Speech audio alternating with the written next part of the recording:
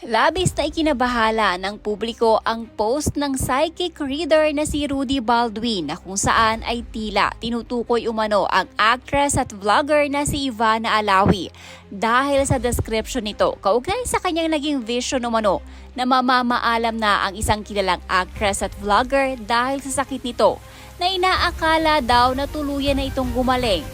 Base sa post ni Rudy Baldwin ay di umano'y bukod sa karamdaman na meron ang vlogger na ito ay magkakaroon pa di umano ng komplikasyon ang vlogger na kanyang tinutukoy sa iba pang bahagi ng katawan nito.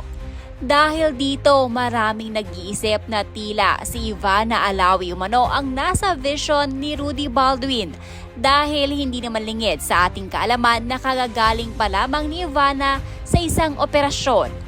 At ang description din umano ni Rudy Baldwin sa kanyang post ay parehong-pareho kay Ivana Alawi. Bahagi ng post ni Rudy Baldwin. Isang kilalang artista ito, kilalang kilala at vlogger din.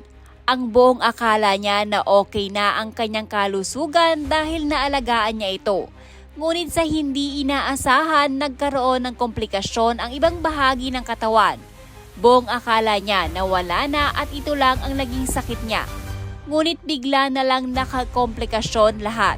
Kaya sa mga tao na nagsabi na porket sikat siya, kaya niya lahat, hindi po sa ganun yon. Dahil kung tayo ay kunin na ng Panginoon, wala na tayong magagawa pa kahit ubusin pa natin ang yaman natin. Para lang madagdagan ang buhay natin, wala na tayong magagawa pag tayo ay oras na para kunin niya.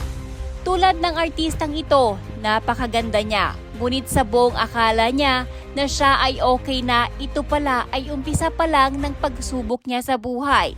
Sayang para sa akin dahil sobra siyang kilala. Ngunit sa vision ko, siya ay biglang magpapaalam na lang sa mundo natin. Babae po ito, maganda at sexy. Sikat na sikat,